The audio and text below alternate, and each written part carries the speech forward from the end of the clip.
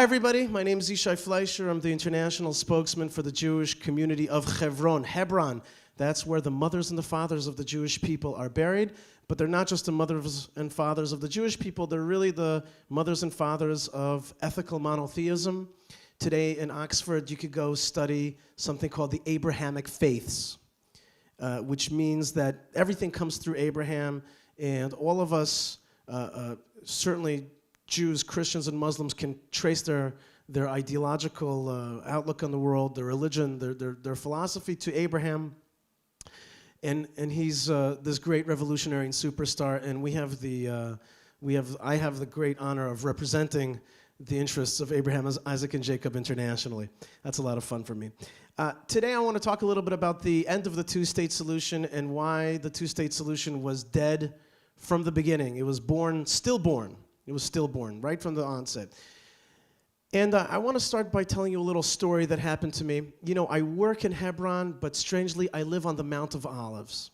Okay? I live on the Mount of Olives in Jerusalem. I work in Hebron. I drive every day for about an hour.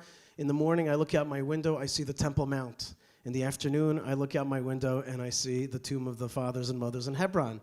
It's a pretty good job, right? And a good life. We should realize how lucky we are in this generation to be living in a time when we can be in the land of Israel. And I live on the Mount of Olives. It's in a generally Arab neighborhood, not village, a neighborhood in Jerusalem, and it's called Ras El Amud. Ras El Amud. Now, for years I tried to shop in the Arab stores there, but basically after a few years I gave up. I tried to do it in order to encourage coexistence and those kind of feelings, but I found that they really didn't want me there, and they basically explained to me that they are victims of the jihad. If I come into their store, somebody else is looking at them, and they're judged, and they're saying, why are you letting this mustautan, this settler, come into your store? What, are you friendly with the settler? And so they don't want that, and so therefore my Arab neighbors are actually quite fearful of being judged by their society around them. They are the greatest victims of the jihad. Anyway, I stopped shopping in their stores because I saw that I was actually endangering them. One time, though, I walked past one of these stores in Ras El Amud, and I see a poster, and the poster is of a fist smashing a Star of David. Now, I don't read Arabic. I speak a little bit, but I don't read Arabic. But I knew the store owner, and I just got so indignant, and I walked right into the store, and I said, Daoud, Maze, what is this supposed to be? You live in our city. You have the protection of our police. You have water running because of the state of Israel. This electricity comes from the state of Israel. What kind of thing is this? And you have next-door neighbor Jews. Right here, you're going to put a poster that shows a fist smashing the state of Israel, the Star of David. What kind of thing is this? And I started making a ruckus, you know, because I was indignant. I was very upset at this, you know, type of swastika, let's put it, you know, something that's really calling for the destruction of my state. So he says to me, you Zionists, you Mustautan, you settlers, and he starts giving me the whole rant. Now, there was a few people in the store, and the people in the store all basically were like, okay, they scurried out of there. They don't want to, you know, deal with the rumble. They're not interested in the mess. They were out. The minute they were all out, he comes close to my face. I know this guy for a long time. He comes right up to me. He says to me, don't be stupid. I said, what? I was like, what do you mean? He said to me, look, this poster, why do you think I put it? He says, do you even know what this poster says? I said, no, I don't know what it says. It says, don't purchase Israeli products. Boycott Israeli products. He said, Yishai, look at the poster. It says, boycott Israeli products. Now come here. Look in my fridge. It's all Tnuva, okay? Everybody knows I sell Israeli products. But I put this poster up as my insurance policy against those same jihadis that exist in Ras El Amud and all of our neighborhood. And I have to show them that I'm cool with the jihad so that they don't torch my store. He says, this is my mezuzah. That was his little joke to me. And I was like, first thing I was like, I obviously do not understand what's happening underneath here. And that was the first part. That was the first part. He finishes right there and he says to me, you know, this is my protection policy against the other guys. But then he adds another point and he says to me, Will your police protect me if this place gets torched? Will your insurance companies make sure I get reciprocity for what happened to me? No, you won't watch out for me. Your police will not watch out for me. And therefore, I have to use these ridiculous methods. Although it's a lie, and you could see that all the products are from Tnuva, from Israeli products. Okay? So that just lets you in a little bit into the psychology of what's going on in the streets. Now, the reason I wanted to start with this story is to say to you something that needs to be said, and said so clearly. Everybody has to, if you have to get one point out of what I'm saying, this is it. I represent the settlers. I represent the right wing. I prefer to use the word nationalist way of thinking. And you may think, and it has been said, and maybe the message is out there, that we, the right wing, the settlers, hate Arabs. And that our solutions, like our one-state solutions, the various ones of them, means somehow oppressing Arabs, means taking away their liberties. I'm here to clarify to you that the right wing, the settler position, on a one-state solution means taking responsibility for the minorities living in our country. It actually means that Dawood would be protected from that kind of jihadist attack. And if indeed he got attacked, our police would make sure to protect him, and the insurance companies would pay off what he needs. We're here to take responsibility, not to pull our hands from responsibility. And that is a big and important statement. We're here to control this land, to be sovereigns in this land, and to make sure that our minorities that are going to be living inside, of course, granted that they're non-seditious, non-jihadist minorities, those that accept the rule of the State of Israel, will be part of our sovereignty and will be protected, will be treated right. You got the caveat, okay? Right-wingers actually care about the people that we're sovereign over. Now, why are we settlers, quote unquote? I'm using that term just so you all know what I'm talking about, right? Why are we settlers here in this land? We're here in this land because we love it, because we've waited to be here for 2,000 years. This is the very essence of our story. Our fathers and mothers are buried here. They've walked this land, and we want to walk it too. We are just so excited. You know, I know Ethiopian Jews, the old ones, they told me that the old Ethiopians, when they used to die, they would die with the word Yerushalayim, Jerusalem, on their lips. That's how they would die. That's how they would give their soul back to God, by saying Jerusalem. We have always yearned to be here. So part of it is a love affair, a love of the Bible, a love of our history, a love of spirituality, which is connected to this land. And that's the beautiful part. But here's another part. Another reason why we're here as settlers in the quote-unquote West Bank is because we want to stop the two-state solution. That's right. We want to stop, and have always wanted to stop the two-state solution. Not because, well, I hope that if the Arabs are nice, then somehow we'll give them the land, and then we'll all leave. No. I'm against, and have always been against, the two-state solution. Why? I'm going to give you 4 quick points on why the two-state solution was stillborn, was a wrong thing from the get-go. All right? You got it? 4 points. You guys will keep track with me. Here we go.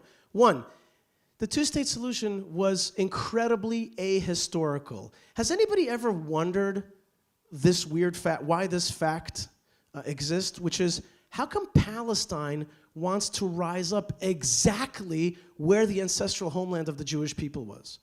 The Palestine that really, of the two-state solution, doesn't want to rise up in Tel Aviv. It wants to rise up exactly in the places of Hebron, Bethlehem, Jerusalem, Bethel, Shiloh, Shechem, Nablus, exactly in those places that are the heart of our narrative and our story. That's exactly where Palestine wants to rise up. Is that a little weird? Maybe Palestine isn't really about a Palestinian state, but about the erasure of our historical narrative. That's number 1. So therefore, if we went to a two-state solution, we were going to cut out our own history, on which much of the Zionism rests upon, the justification that we're from here. But if we're not from here and somebody else is there, like a Palestine, then we have no right to Tel Aviv. It has been said many times, if we have no right to live in Hebron, we have no right to live in Tel Aviv. That's point number 1. Point number 2 was that the other side, the interlocutors, were never going to accept a small, tiny state. It never made sense. And if you listen to Prime Minister Netanyahu, it's a very paternalistic offer he's making. You have to recognize me only in these certain borders. I will have security here and here. You can't have an airport. You can't have a port, a seaport. And, of course, you have to be demilitarized. What kind of offer is that? If it's really their land, then get the hell off and don't tell me how to run it. If it's not their land, then why are you making that offer? It doesn't make any sense. But that paternalistic type of offer, like, you can have a state, but exactly like this and like this and like this, it was never going to fly. Nobody was going to accept it. It was never going to work. So first is that it was unjust and ahistorical. And the second one is that the other side was never really going to be satisfied with it. And third, which is very, very important, is that I'm going to say something that Western ears love to hear. Watch this. This is really important to me, and I'm willing to compromise on it for peace. I'm willing to give it away, although I love it, because I want peace with you. Isn't that beautiful? Isn't that beautiful? Doesn't that sound amazing? Like something that I cherish in my heart, I'm willing to give you. Doesn't that sound beautiful? But that's not the way it sounds in Middle Eastern ears. Because you don't compromise on certain things. You don't compromise on your wife, right? What we say, I'm willing to talk about Jerusalem because I'm willing to give it up for peace. Here's what the Middle Eastern ear hears. Here's my wife. Take her. Do whatever you want. Just don't hurt me, right? I'm willing to do anything for peace. I'm scared. I'm willing to do anything. And the Middle Eastern ear hears, that guy's a jellyfish. That guy's spineless. I can't believe it. He just talked about Jerusalem. What's wrong with this guy that I'm talking with? He's a broken person. He's lost all of his dignity, manhood, all of his. He's willing to give up on the things that are most important to him. That means he's not a person. As they say in Yiddish, a nit kein Mensch. He's not a person. So whenever you talked about two-state solution in the Western ear, it was like, that is beautiful. And the Middle Eastern ear is like, that guy is a loser, and we're going to crush him in time. Let's take what we can get now and keep going. That is why the two-state solution has always been shooting itself in the foot. It was always going to actually whet the appetite of the jihad, because it says that other party, Israel, is weak. Lastly, and very importantly, the two-state solution, so far are you with me? Okay? Lastly, the two-state solution was, number 4, is simply an empirical failure.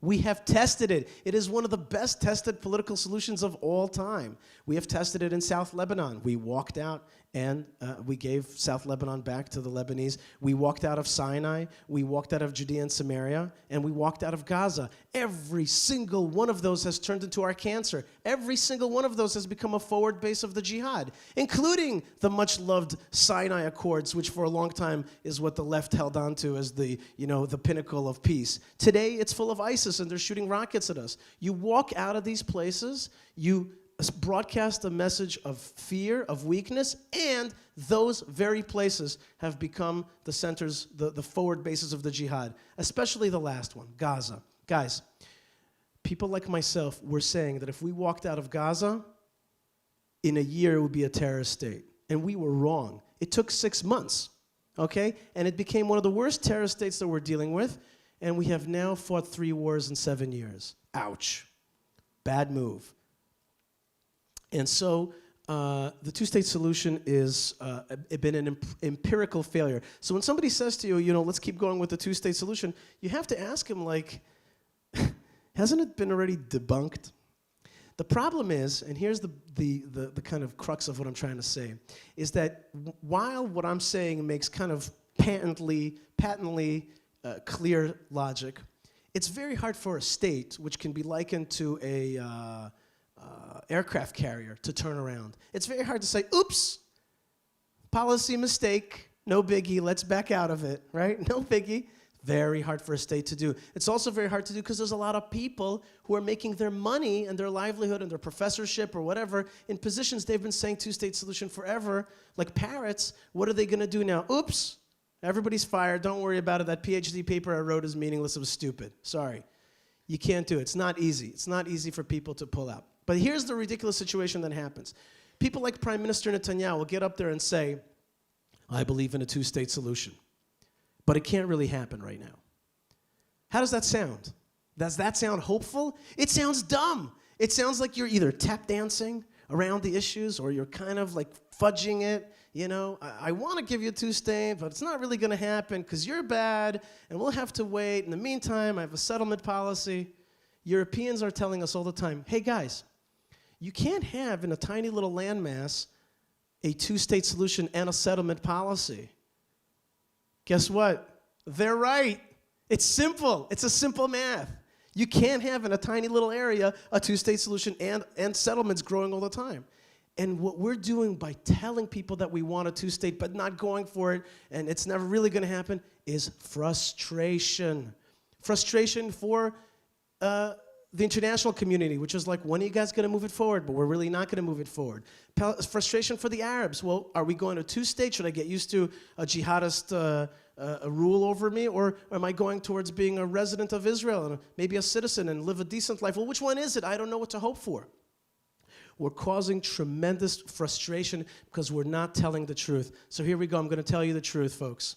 We plan on staying in Judea and Samaria. We plan on annexing Judea and Samaria. We plan on being sovereign in Judea and Samaria. And back to what I told you originally, we plan on taking responsibility over Jews, over Arabs, and other minorities in Judea and Samaria. That's where the future is. And the rest, it's not going to happen. Two-state's not going to happen. It's a lie. It's a failed experiment. We know where it leads, and it leads nowhere.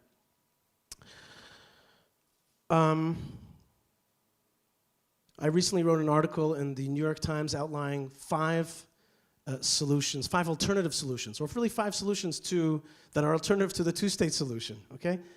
Whenever they've told us for a long time now, for more than a quarter of a century, they've told us that the two-state solution is the only solution. You know, when somebody tells me something is the only, I'm just like, already I don't trust them, you know? You gotta buy this car. This is the car. This is the only car for you. Well, there's another car out there, buddy.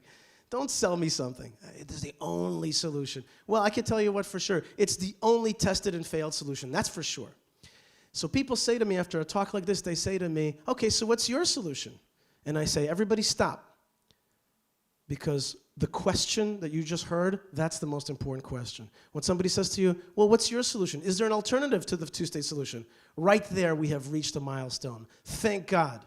Shechianu v'kiyamanu. Thank God that we came to a moment that we can actually think past that calcified and rotted old idea of the two-state solution. Just that very question, is there an alternative, will lead us to health, will lead us to new horizons and new opportunities. And that's what Talk 17 is about. It's really about saying, well, is there alternatives? There must be. There must be, because we're smart thinking people. We want a better future for all of us.